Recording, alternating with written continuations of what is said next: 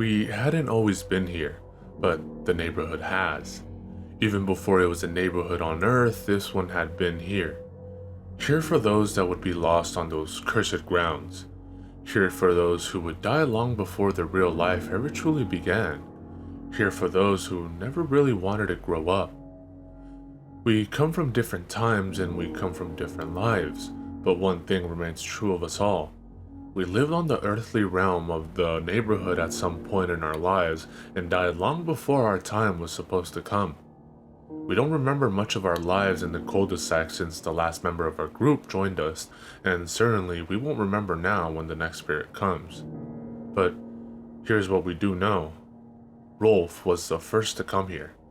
Unlike most of us, he was born in far-off lands and even in the afterlife hasn't lost a touch of his old world upbringing. He lived in the neighborhood before it was developed. The son of a shepherd, he and the rest of his family came to start a farm on the lands that would soon turn into the place we would all eventually reside in. He died in 1903 while tending to the family's animals. The bull broke loose from his pen and, in Rolf's effort to stop the beast, he was trampled to death.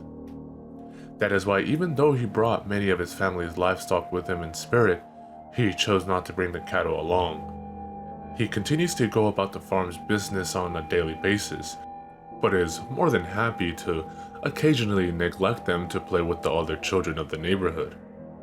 Johnny was always the lonely child. In fact, Rolf actually became his first human friend ever when he came to the Cul-De-Sac after his death.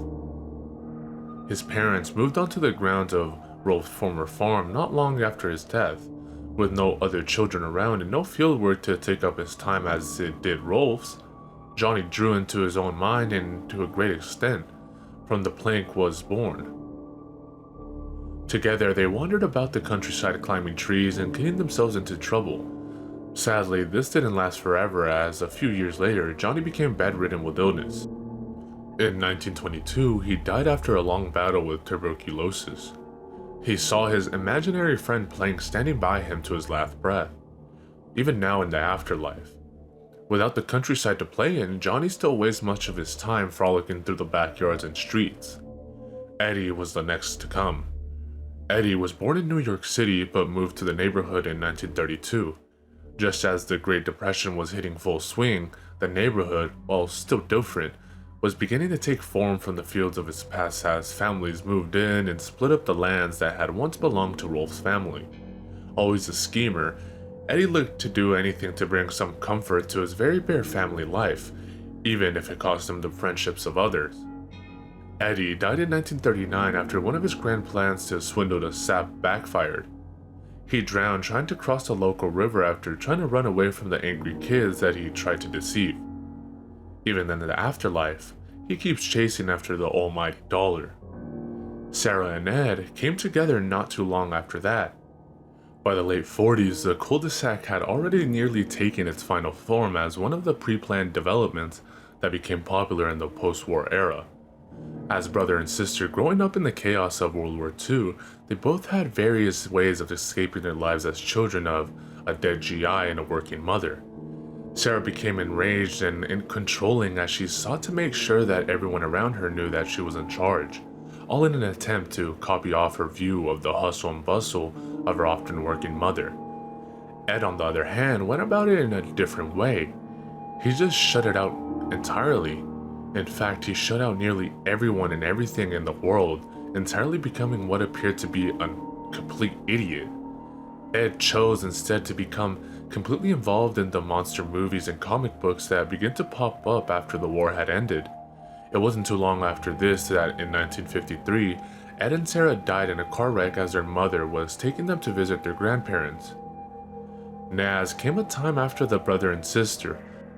Naz was a flower child, born to a pair of hippies turned establishment in the late 60s. She was a naturally beautiful girl that had always had a way with boys and men alike.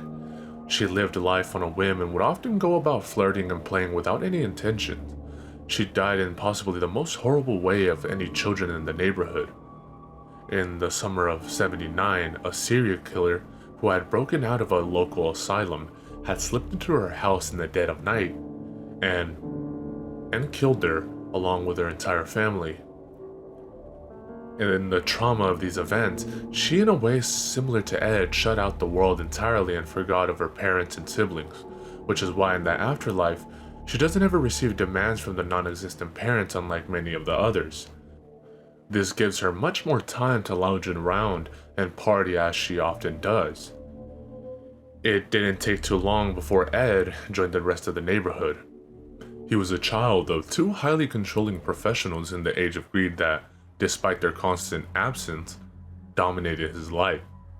As such, Ed became quite the intellectual and a rather meek and shy figure. Always a curious type, he loved to experiment when given the time away from school and the constant chores of his parents. This would lead to his untimely demise in 1986, as a gas leak combined with a Bunsen burner from one of his experiments tore him and his house to pieces. Being the timid and subservient type, between various misadventures, Ed continued to follow the written orders of his parents long after his death. Kevin was the next to join the group. He was born to the day of Ed's death and is in many ways his polar opposite. Kevin came from a broken home and developed a bold personality. In life, he was cynical and angry and took it out on many of the other children. His abusive father would rarely pay him any attention in life and would end up bringing about the end of it. In a drunken rage, his father beat him after Kevin attempted to stand up to him. He died on the way to the hospital in the winter of 1999. His father spent the rest of his life in prison. In the afterlife, Kevin changed his perception to the opposite of what his life really was, with a distant father who would shower him with gifts. However, he continued to maintain his bullying even in death. Jimmy was the last to come to the Cul-De-Sac. He died in 2000, not long after moving into the house that Kevin's father had once lived in. He had leukemia since he was barely old enough to walk. As such, he was always a very sickly child, and due to his overprotective parents, he never really got to be around other children. He lived in his days out in a small bedroom, completely neglected by the outside world. Jimmy lingered for quite some time in a state of near death, but in the end, finally caved into the suffering of his lifelong illness. The Canker sisters were different from any other denizens of the Cul-De-Sac.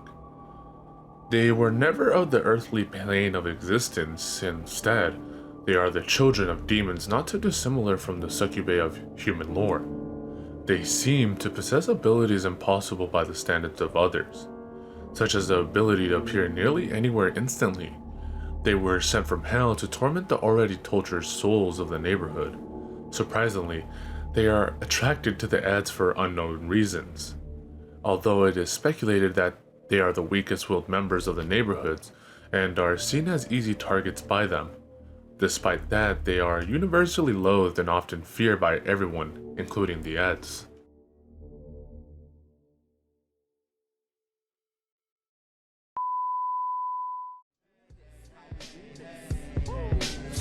Letting it blow, plus getting the dough. We be checking your hoe while you sweating the flow. I be intellectual, incredible, flexible. I turn a virgin sexual, impeccable, but technical. I be the first letter, if you ain't know, check the alphabetical order. My natural elements, chemical shorter to leave it cruel. More bloodier, dimensional waters on the 28th. Your thoughts are pennyweight, I'ma generate these bonds. Watch as I detonate. At any rate, I separate like racist niggas segregate you featherweights.